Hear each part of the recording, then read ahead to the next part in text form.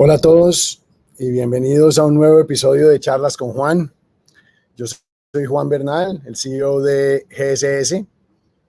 Hoy estoy muy contento de estar con ustedes para hablar de la implementación de un régimen nacional de seguridad física. Vamos a hablar sobre la experiencia de Honduras y para este episodio tenemos un invitado increíblemente especial, a Jorge Flores Herrera, el director general de Seguridad Radiológica de la Secretaría General de la Secretaría de Energía de Honduras.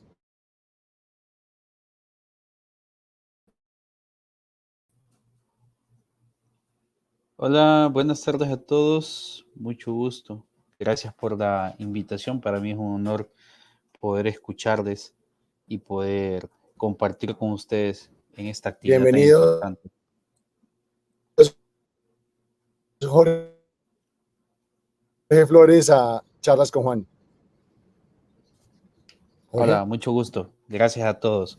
Hay un poquito de latencia en la un transmisión. poquito No sé si al final es en mi conexión. de latencia.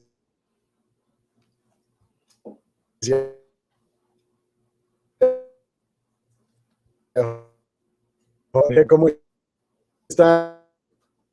Muy bien, muy bien. ¿Logran escucharme? Está un poco lenta la conexión. Yo les escucho con cierta claridad.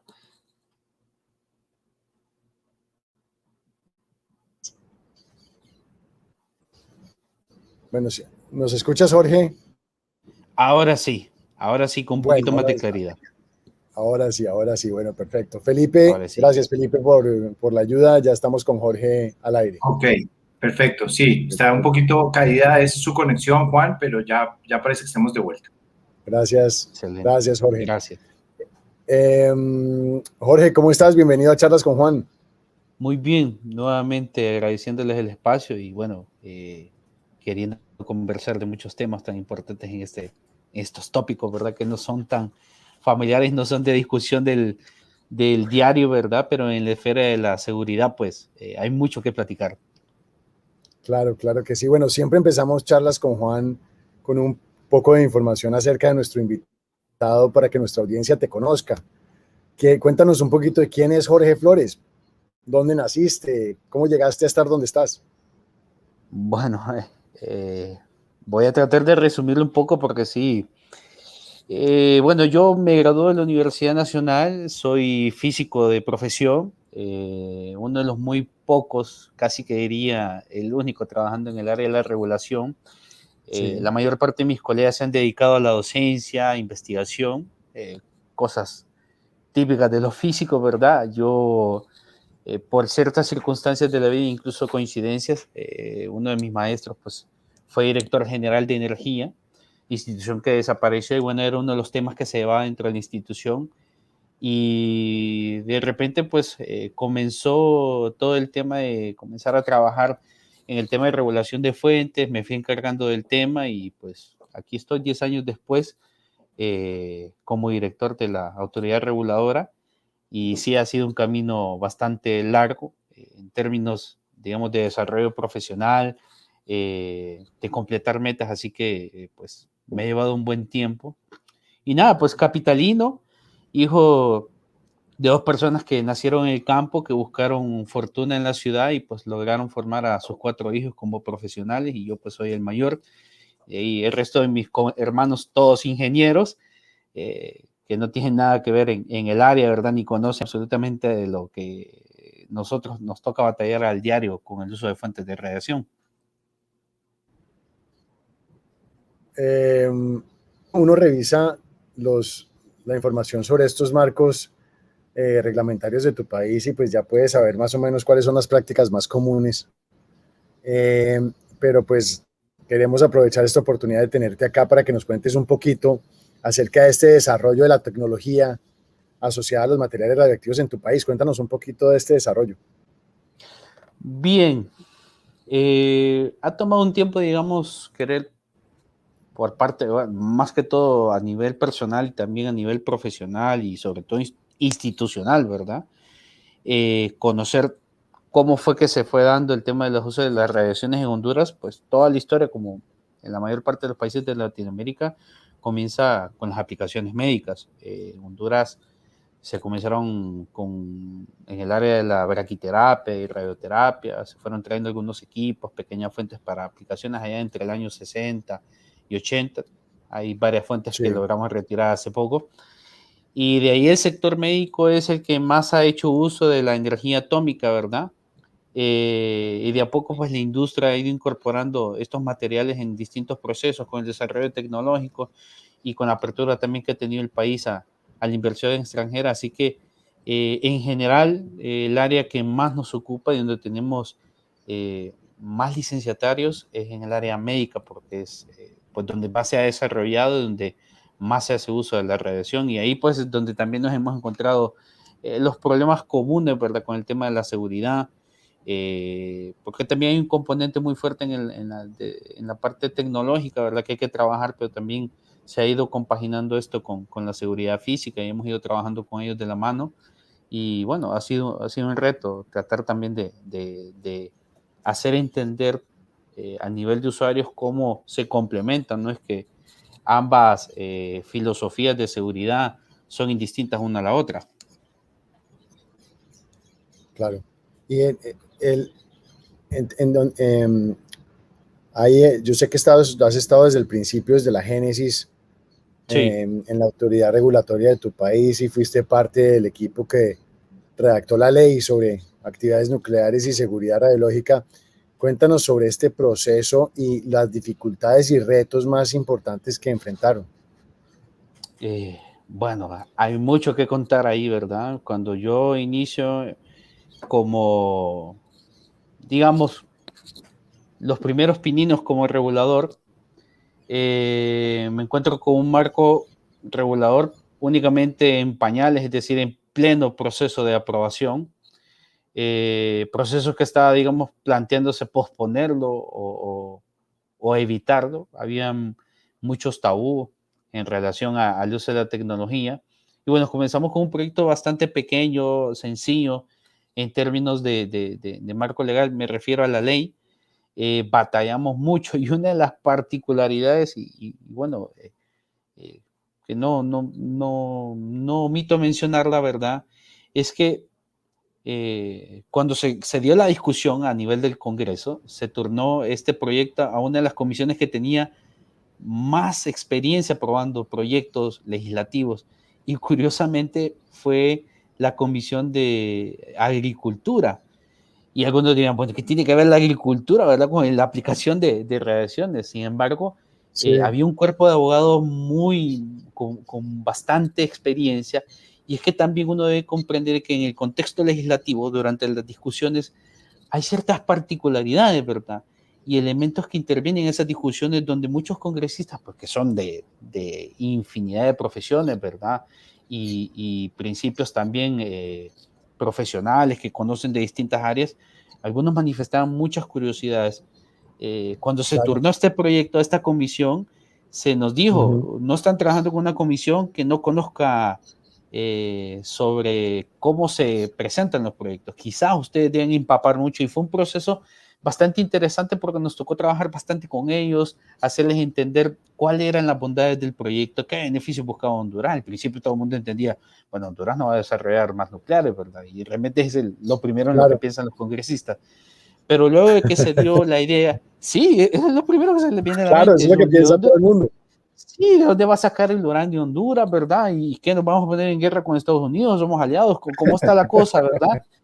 Y bueno, se dieron discusiones muy interesantes cuando, por ejemplo, se hablaron sobre el tema de las aplicaciones y qué ventaja suponía todo este marco regulador.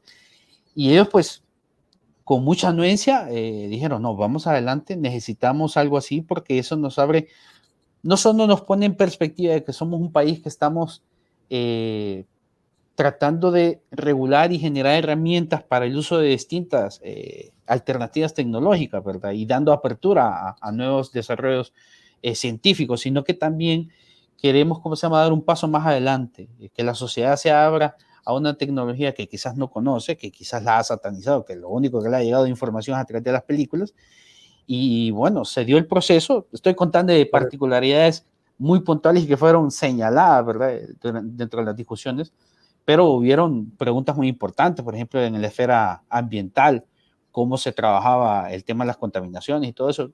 Fue un proceso bastante lento, pero se dio de forma, digamos, muy puntual el tema de la aprobación y seguimos el proceso normal. Y bueno, estamos hablando de 2009 para acá adelante, hemos venido trabajando en varios reglamentos y con el apoyo de varios cooperantes, ¿verdad? Pero hay, al final... hay unos retos inmensos en comunicación, ¿no? Los retos en comunicación son Totalmente, inmensos. sí, y sobre todo con los tomadores de decisiones, porque pues Claro. ellos muchas veces están acostumbrados a tomar decisiones de manera rápida, pero tienen que hacerlo de la forma más imparcial posible, ¿verdad? Y ahí es cuando te conviertes en un agente que debe transmitir la información de manera fiel, ¿verdad? No apegado, digamos, al deseo que quieres que algo se dé en el país, sino porque realmente estás viendo una realidad que sucede, quizás no tienes la información precisa, porque a nosotros nos preguntaban, ¿y en Honduras existe, por ejemplo, explotación de uranio? ¿Cómo está el tema? Esas eran interrogantes que en el apego técnico muy difícil uno pueda contestar. Hay estudios de eso en el país, pero con pocos resultados. Pero no digamos como estas personas que tienen que tomar decisiones, ¿verdad? Querían conocer. Entonces, ahí es donde nosotros, digamos, tratábamos de presentar una realidad del país que era la que se estaba dando y que tenía que entender cómo debíamos controlarla, cuál era el beneficio que perseguíamos. Y bueno, hay muchas cosas que nos ha tocado platicar con distintas autoridades. Esta ley es una ley muy joven, ¿no? Del 2005, pero al día de hoy, Bastante. ¿cómo ves al día de hoy esta evolución de esta ley al día de hoy?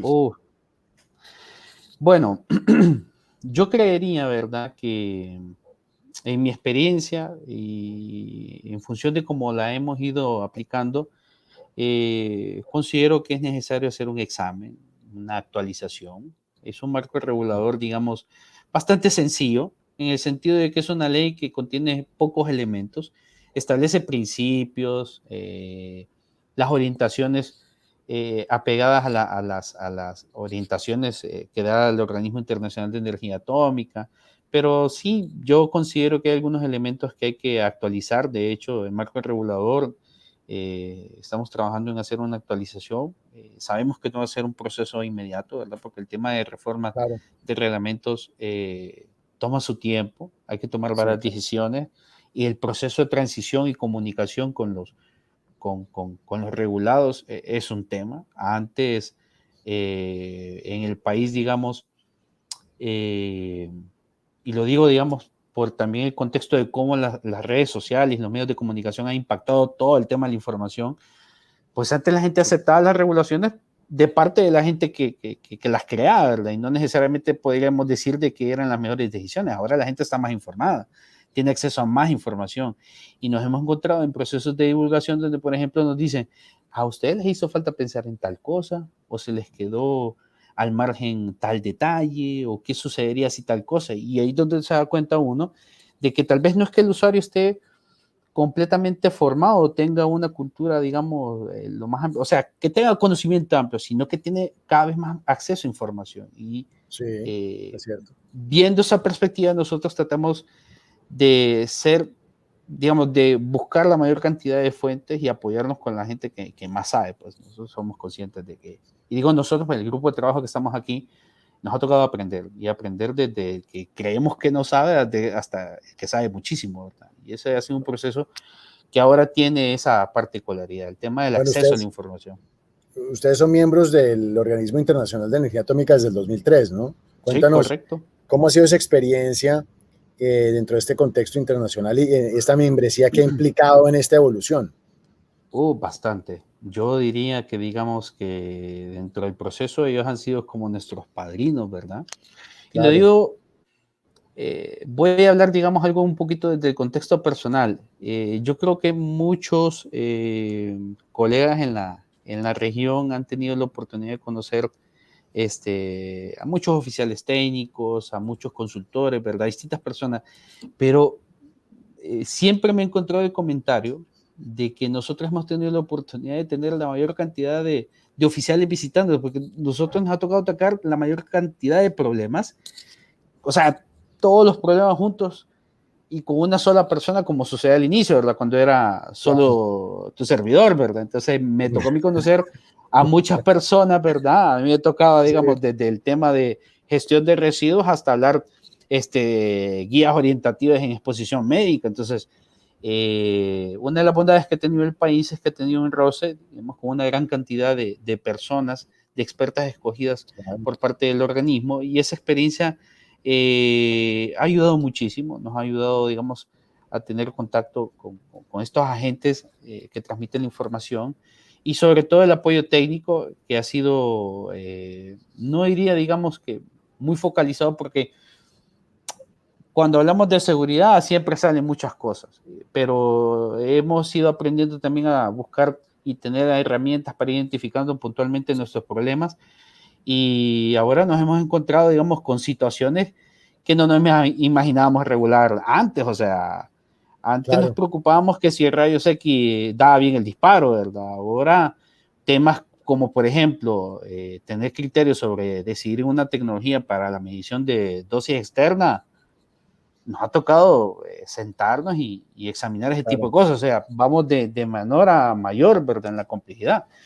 Y nada, eso no nos amilana, realmente nos pone en una situación donde nosotros comprendemos que tenemos que aprender. Pero has pasado por todas, Jorge, has pasado por todas. Por todas, o sea, yo... Eso es una maravillosa experiencia en la práctica, una maravillosa experiencia en la práctica. Realmente sí, porque digamos, he sido asesor en materia de reglamentos, me ha tocado recolectar fuentes, ¿verdad? He estado en procesos de acondicionamiento, y eso en muchos países se hace, digamos, con personas específicas, ¿verdad? Porque tienes la infraestructura, tienes la gente que se ha formado para eso.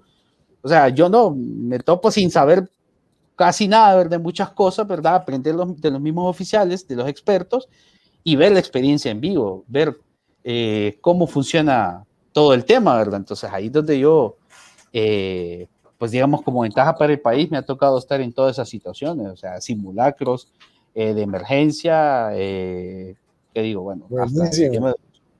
Sí, no, buenísimo. A mí, yo agradezco mucho esa oportunidad que he tenido, porque, pues, digamos, he podido leerme casi todas las distintas áreas temáticas de seguridad, y no digamos la parte de seguridad física. He estado casi que en todo, ¿verdad? Me he visto toda la película completa y sigue, ¿verdad? No he llegado todavía a los créditos. Uno de los desarrollos de esta ley es el reglamento de protección física de los materiales radiactivos. Y quisiera que habláramos un poquito sobre este tema.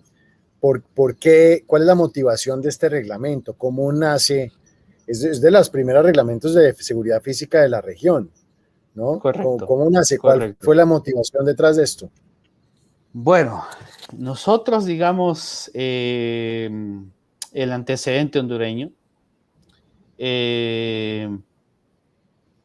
muchas de las prácticas ya se estaban desarrollando. De hecho, algunas ya estaban desapareciendo. El tema de braquiterapia de baja tasa, el uso de los equipos estos viejos de cobaltoterapia, nos pone en un contexto donde, por ejemplo, tenemos un montón de equipamientos, pero no tenemos regulaciones específicas para dictarle a los usuarios. De hecho, encontramos, más adelante hablaremos sobre el tema del acondicionamiento de fuentes en diversas condiciones, o sea, y eso pues nos motiva a nosotros, digamos, a tener una norma específica para indicar a los usuarios cómo es que deseamos que todo este material se proteja, para evitar todo lo que sucedió anteriormente. Porque al final, digamos, todo este tema de las fuentes huérfanas, de las fuentes en desuso, al final parte primero por un hecho, digamos, de que la falta de control, ¿verdad? Que generalmente es uno de los elementos que afecta mucho el tema de las fuentes, pero también el tema de la cultura de la seguridad en los usuarios, el tener conciencia. Nos tocó situaciones donde, por ejemplo, nos mandaban cartas a la autoridad reguladora donde decían, señores, ya la fuente ya no sirve, llévensela. Como que recogías el periódico viejo, ¿verdad? ¿Y ahora qué? No, ustedes tienen ahí un almacén, ¿verdad? Y a mí me contaron que se lo tienen que llevar para ahí. No, señor, la ley dice que usted debe hacer las gestiones. Bueno, pero la ley dice que yo tengo que hacer las gestiones, pero si yo no tengo dinero, entonces usted la hace. Claro. Y ahí es donde la cosa se complicaba, porque la ley sí dice eso. Y entonces nos tocó trabajar en todo este tema de obligar a la gente a comprender de que aunque ellos digan que ya no los usan, igual la posesión de ellos, la posesión del material no cesa, ¿verdad?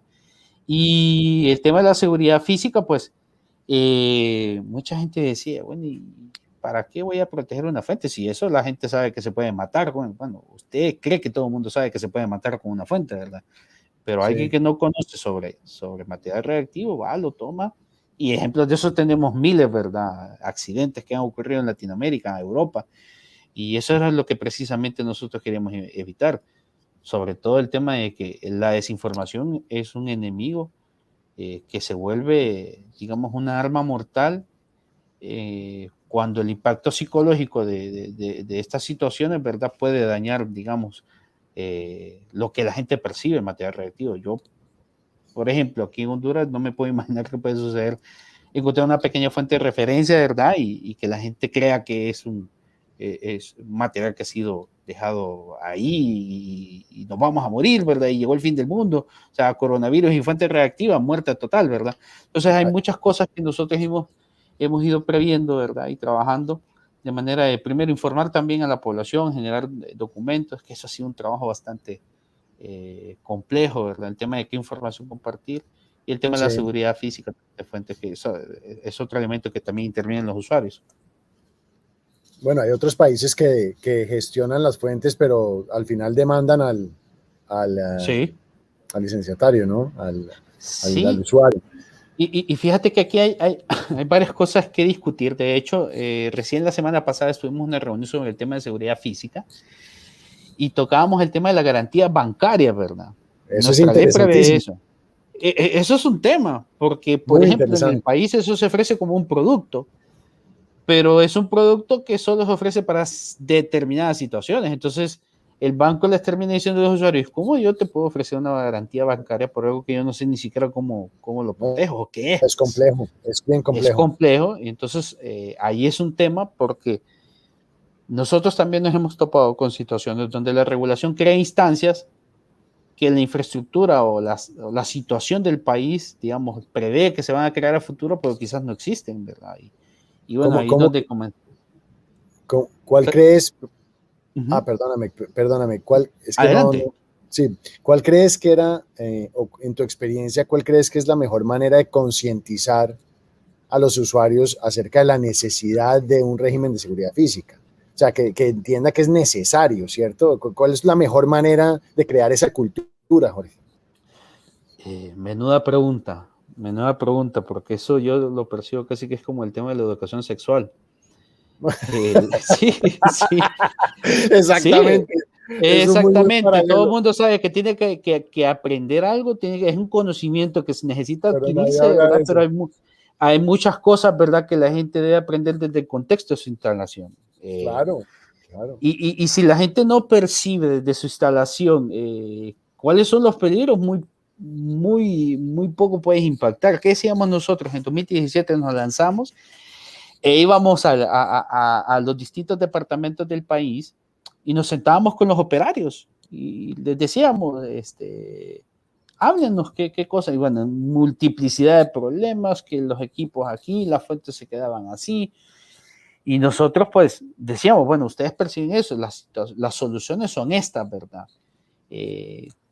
Esas situaciones, ¿verdad?, donde nosotros íbamos preguntando, ¿verdad?, con los usuarios qué pasaba, ¿verdad? Nos íbamos dando cuenta nosotros que al final se trataba de que muchas veces los operarios e incluso los propietarios de las fuentes únicamente percibían el beneficio del equipamiento, pero no tenían claro, digamos, todo el tema de las medidas de seguridad. Entonces, como te decía, claro, al final es un tema muy parecido, ¿verdad?, de la filosofía de la educación sexual. O sea, es algo que ocurre con naturalidad, está ahí, pero tiene su riesgo, ¿verdad? Y entonces, es súper crítico, en países como los nuestros es muy crítico. Sí, sobre todo. Entonces, el tema de la educación para nosotros ha sido un elemento muy importante que hay que refinar en muchas, digamos, necesidades y estrategias que implementar. Ahí sí, yo seré muy franco, ¿verdad? Es un tema, digamos, que las autoridades reguladoras todavía lo ven como en blanco y negro. ¿Por qué? Porque desde la perspectiva de funciones, no es algo que te compete, ¿verdad? Como autoridad reguladora, educar a la gente, ¿verdad? O sea, Sí, de manera eso es directa, cierto. no aparece directamente en el marco regulador que diga, Claro. tienes que generar un programa, pero te favorece y tienes que involucrarte. Entonces, ahí donde nosotros, por ejemplo, ahora, actualmente el país estamos trabajando eso. Y es donde nos queremos involucrar con las instituciones educativas. Y entonces las instituciones educativas nos dicen, bueno, ¿y yo qué tengo que ver en eso, verdad? Porque sí es educación, pero no es mi especialidad. Ustedes son los que saben de eso. Entonces, Sobre todo la educación de ahí, la amenaza, educación sobre la es, amenaza, ¿no? exacto, exacto. Y ahí es donde tienes que sentarte, digamos, los tres actores, el usuario, el educador y la autoridad reguladora y decirle, bueno, esta es la situación, ¿verdad? No Sí, se trata aquí de cumplir un marco regulador ni que ustedes cumplan una ley, se trata de que creemos escenarios donde el uso de la tecnología sea seguro y que ese uso seguro tiene responsabilidades compartidas, tanto del usuario, ¿verdad?, como de la autoridad reguladora, como también de los entes que se encargan de identificar las necesidades de educación. Ah, vio, entonces usted sí tiene un papel importante en el tema pero de ¿cuáles son los educación, ¿verdad? requisitos de la educación? Los requisitos de los temas de educación, ¿cuáles son? ¿No hay algunos que sean específicos? Aquí en Honduras, digamos, estamos trabajando en eso.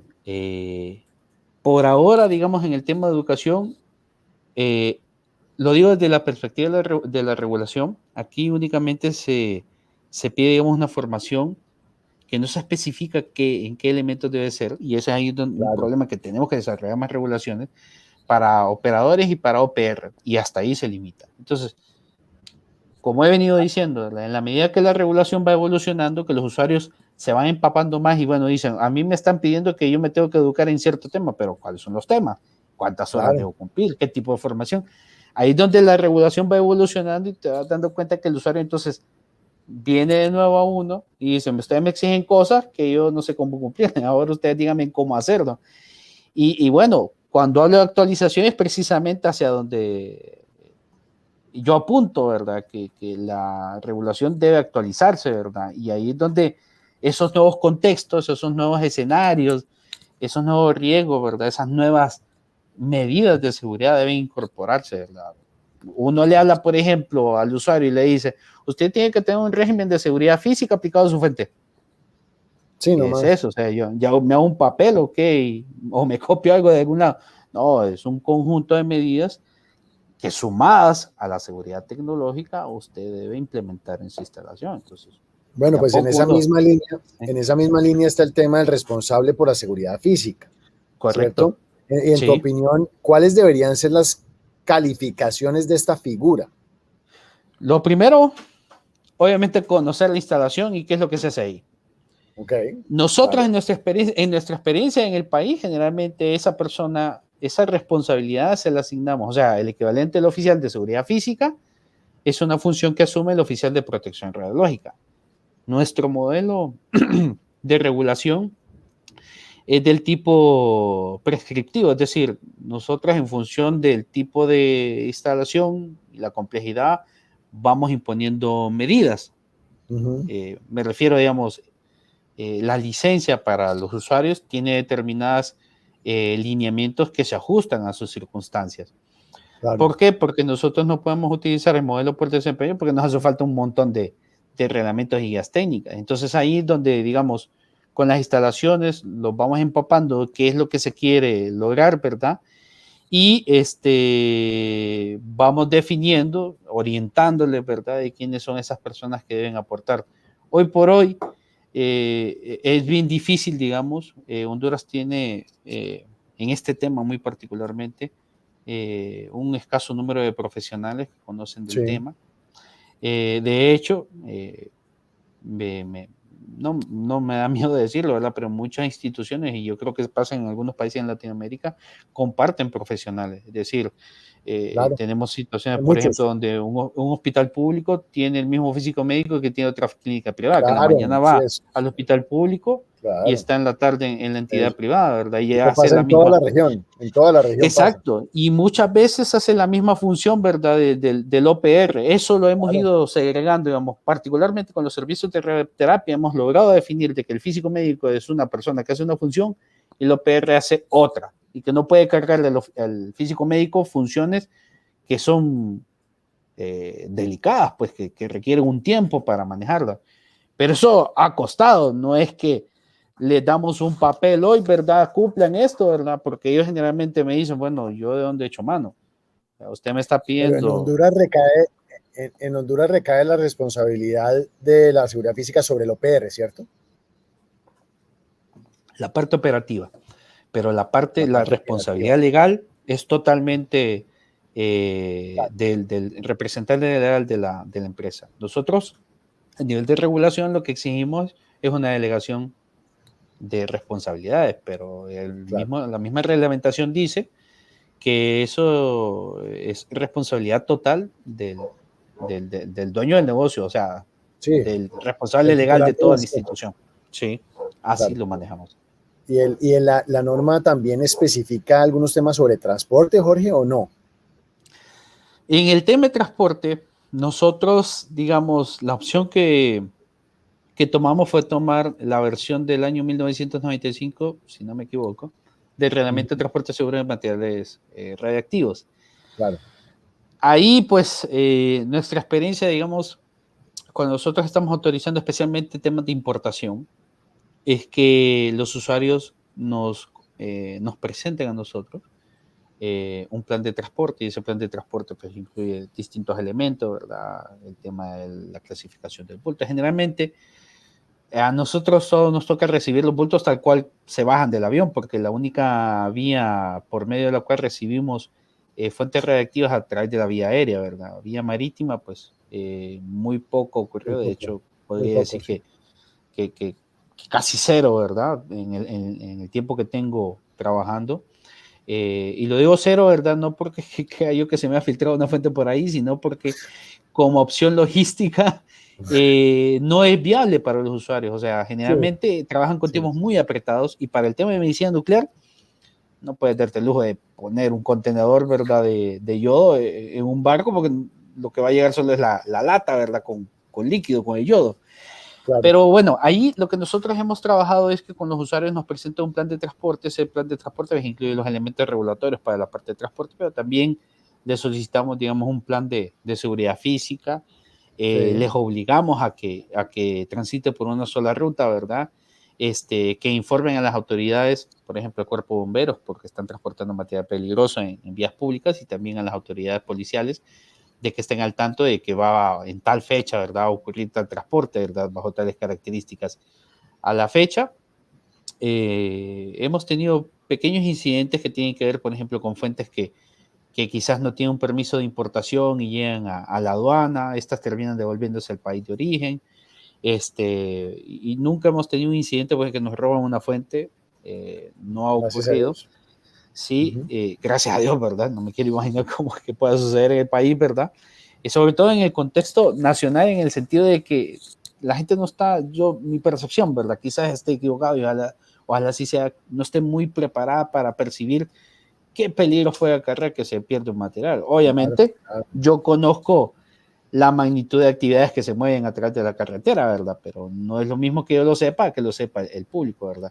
Y bueno, como decía, no hemos tenido problemas importantes en ese sentido, quizás algún tema con cosas pequeñas, menores, ¿verdad? El tema de etiquetado, el tema de que cómo se maneja la información a través de transportistas, quién asume la responsabilidad. Y Ujú. pues ahí de a poquito vamos, digamos, entrenando a la gente. Han habido empresas que han querido interesarse en el tema de transporte exclusivo de fuentes reactivas, les hemos puesto en Sí. perspectiva qué es lo que tienen que cumplir, entonces ahí ya logísticamente ya se convierte en un quebradero de cabeza para ellos, ¿verdad? Pero sí ha habido interés de parte de muchas empresas querer Ah, hacer bueno, qué esto bueno. como un ejercicio, sí.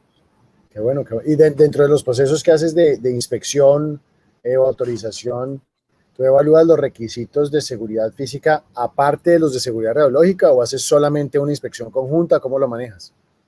Todo se hace en conjunto. Es decir, Ok. la parte de, digamos, voy a hablar un poquito del proceso de inspección, cómo ha venido evolucionando. Muy al inicio era, digamos, algo así como una lista de 9 ítems y separados, digamos, inventarios, personal, instalaciones y así. Ahora nosotros hemos ido trabajando en un manual donde nosotros pues vamos detallando cuáles son las acciones. De hecho, actualmente estamos trabajando con nuestra oficina de planificación y evaluación del desempeño. Y ellos se están involucrando en ver cómo hacemos las cosas, ¿verdad? Porque la idea es documentar en protección, en todas estas cosas es importantísimo mantener la documentación y los registros. Y de a poco hemos ido incluyendo dentro de los elementos de evaluación el tema de la seguridad física, ¿verdad? Toda la parte de enclavamientos, los sistemas de retardo, si hay sistemas de video.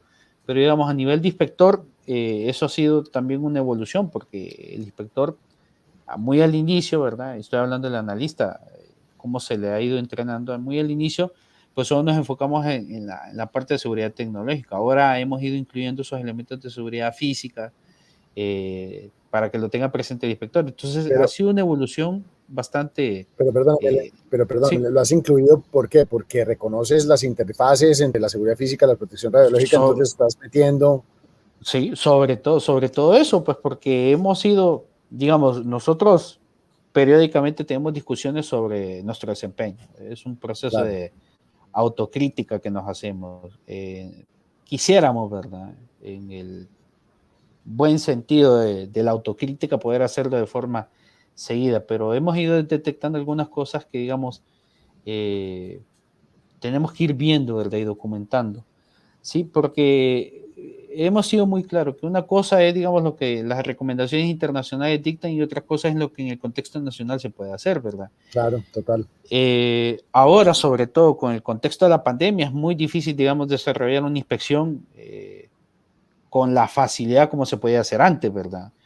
Un Hemos reto acudido, enorme. digamos, sí, es un tema porque, digamos, por ejemplo, con las instalaciones médicas no va a entrar uno como que va a una No, fiesta, ¿verdad? Hay toda una preparación, hay sí, una eso es preparación complicado. previa, ¿verdad? Sí, Hay una preparación previa y esa preparación previa pasa por una discusión virtual. Este claro. ejercicio que hacemos nosotros lo hacemos de manera virtual, analizamos los croquis, le decimos al usuario vamos a estar en cierto lado. Claro, que eso de algún modo al usuario le ayuda porque dice, bueno, como van a llegar a aquello, van a caminar por aquí, ¿verdad? Sí, Pero tratamos de dejar claro también puntualmente en qué instalaciones, en qué parte de la instalación vamos a estar y qué cosas es imperativo de revisar y en qué condiciones tienen que estar. Y eso de algún modo también nos prepara a nosotros, también en el contexto de la pandemia, de seguir las reglas que tienen las instalaciones, ¿verdad? Así nosotros no exponemos a nuestros inspectores y también el usuario tiene claro que el examen no solo va a tratar de que es una visita, ¿verdad? Vemos, tomamos un par de fotos, no, es sí, un no, examen basado en una documentación que me presenta usted y que usted dice que hace aquí, entonces yo quiero ver en campo, en cuestión de 5 días, cómo usted lo cumple. Entonces, si lo hace bien o eso no. nos ha servido muchísimo porque también el usuario entiende de que nosotros estamos examinando, no estamos simplemente viendo que todo esté bonito, ¿verdad? Y es muy, yo creo que es también una cuestión, digamos, de percepción. Muchas veces los usuarios creen y no digo que sea así siempre, ¿verdad? Pero que el inspector, digamos, si ve bonito, que está limpio, que el equipo está en buenas condiciones, que se ve nuevo, que piensa que el inspector eso le impresiona. Y no, nosotros hemos hecho discusiones donde decimos, es que no se trata de eso, se trata de ver de lo que ellos plasman en la documentación realmente se cumple. Si me dice que tiene un Claro, sistema de video, que funcione. Si tiene funciona un bien. sistema de enclavamientos, cómo lo utilizan, ¿verdad? Claro, Y eso sirve muchísimo a los usuarios, ¿verdad? Para prepararse durante el proceso de inspección, pero también para identificar, digamos, elementos en el desempeño que tiene que ir mejorando, ¿verdad? No todas las inspecciones son perfectas ni tampoco no todos los planes de seguridad son los más de perfectos. acuerdo. Eso lo tenemos totalmente claro. Y ahí es donde nosotros aplicamos el enfoque de graduado, ¿verdad? Como nos dicen los abogados, esa es la, digamos, la salida suave, la que tienen ustedes para que la regulación, digamos, deslice un poco, ¿verdad? Porque esto puede funcionar como engranajes tampoco, ¿verdad? Claro, no, bueno.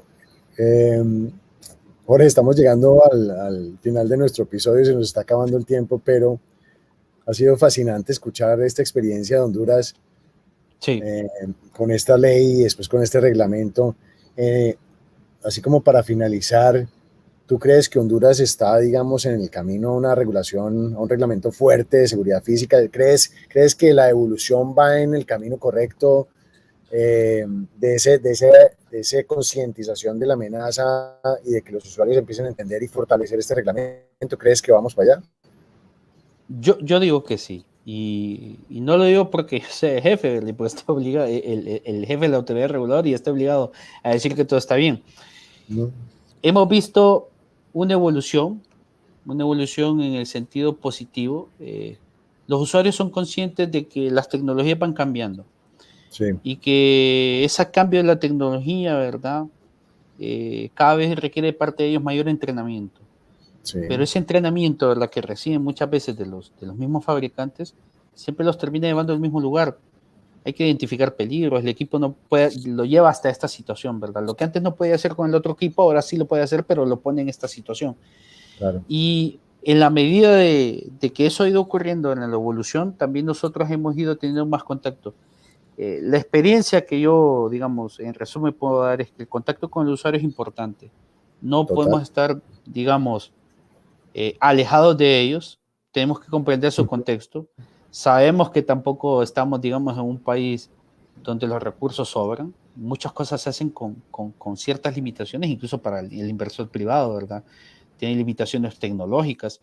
Y nosotros hemos, digamos, no nos hemos puesto, digamos, del lado de, bueno, que mal, que no se puede. No, vamos de poco, ¿verdad? Si no se puede hacer ahora, lo crítico es esto, y esto es lo que hay que remediar. Y esa evolución, ¿verdad? Ese proceso de concientización de acercarse con los usuarios es importantísimo.